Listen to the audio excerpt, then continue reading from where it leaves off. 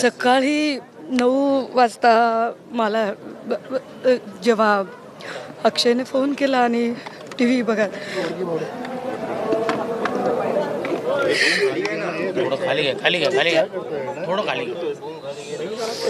आम्हाला आत्ताही असं वाटतंय की ही सगळी बातमी खोटी ठरणार असेल. आत्ता हे सगळं खोटं ठरेल कदाचित, परंतु ज्या पद्धतीने मला वाटतं की महाराष्ट्रातल्या जे लोकाभिमुख राजकारण करणारे, ज्याला मास लीडर म्हणू आपण, असा मास लीडर आज ज्या बारामतीसाठी त्यांनी ध्यास घेतला, ज्या बारामतीसाठी त्यांनी त्यांचा प्रत्येक श्वास वाहिला, त्या बारामतीमध्ये त्यांचा शेवटचा श्वास त्यांनी घ्यावा. हे ते विरोधक असतील, ते विरोधी पक्षात असतील,